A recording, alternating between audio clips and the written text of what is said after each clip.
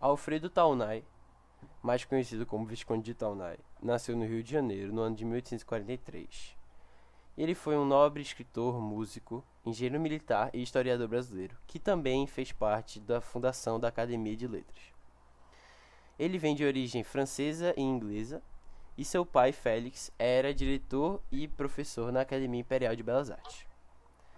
Taunay lutou na Guerra do Paraguai como engenheiro militar de 1864 a 1870, e dessa experiência ele escreveu um de seus livros.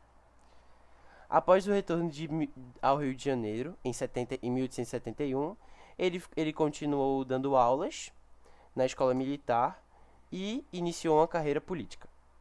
Em 1872, ano em que escreveu Inocência, foi após 2 anos quando o acordo entre Brasil e Paraguai foi assinado para o fim da guerra. A Inocência, que era a protagonista do livro, é retratada como uma jovem inocente que cresceu na companhia do Ermitão Pereira, né? Simbolizando a inocência e a beleza natural, que é vista como símbolo de pureza em total contraste com a corrupção e violência que existe na sociedade circunstante, né? Ao redor. Ela é apaixonada por Cirino e Manecão, mas sua personalidade doce e sensível deixa dividida entre os dois pretendentes. Tá. Cirino. Cirino é um jovem viajante e poeta que se apaixonou à primeira vista por Inocência. É retratado como uma figura romântica, idealista e sensível, atraída pela pura beleza de Inocência. Cirino representa a figura de um estrangeiro que entra na vida da protagonista e desperta emoções diferentes do que ela conhecia antes, sabe? Sua paixão pela inocência leva a enfrentar muitos desafios e perigos para conquistar o amor dela, né? Tá. Manecão. Ele era um rico e poderoso proprietário de terras que buscou em um casamento que busca, né, um casamento com inocência para consolidar seu poder na região. Ele era um homem rude, violento e autoritário, que representava os valores decadentes da sociedade patriarcal da época. Manecão, visto como um obstáculo ao amor entre Cirino e Inocência, torna-se um antagonista do romance. Sua obsessão pela inocência leva a atos de violência e tentativas de controlar a vida da protagonista.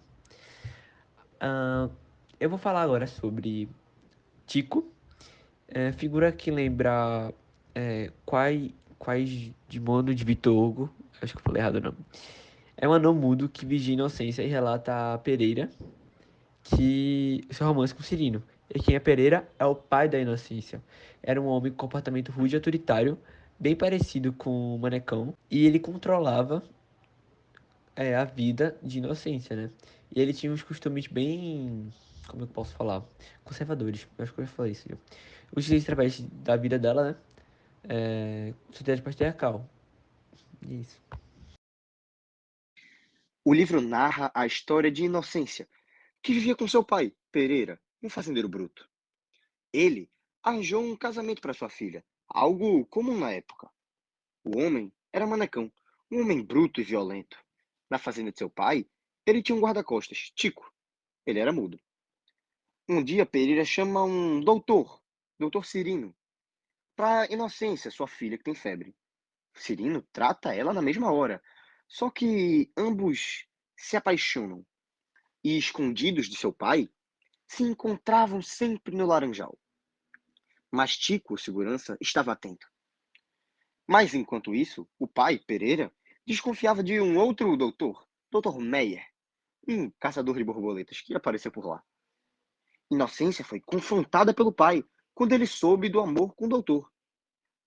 Ela resistiu e jurou não se casar com o Manecão. Mas o pai achou que a filha estava de mal olhado devido ao Dr. Meyer.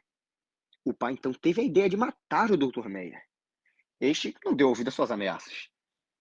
Mas antes do pior acontecer, Tico, segurança, explicou a Pereira sobre Cirino, que na verdade era o amante de sua filha. Até que um dia, Manecão encontra Cirino e, infelizmente, o mata. Depois ele se casa com Inocência, sim, isso acontece. E no fim do livro, o Dr. Mayer apresenta uma borboleta ao mundo, a qual ele chama de Papilio Inocência, em homenagem à inocência. A mesma morreu de tristeza 2 anos após a falta do seu namorado. O amor trágico é um elemento recorrente na narrativa, ressaltando a intensidade dos sentimentos e das barreiras sociais que impedem a realização plena dos desejos dos personagens. A presença da natureza é marcante na obra, com descrições detalhadas das paisagens cenários, contribuindo para criar uma atmosfera romântica idealizada. Os personagens são retratados de maneira idealizada, com características exageradas e estereotipadas, como o herói romântico, a donzela inocente, etc. A narrativa apresenta episódios de suspense, mistério e surpresa, típicos de um folhetim, buscando manter o interesse do leitor e criar uma tensão ao longo da história. O final trágico e emotivo, que é uma característica comum dos romances romantinescos, contribui para reforçar a dramaticidade e a intensidade emocional da obra, basicamente isso.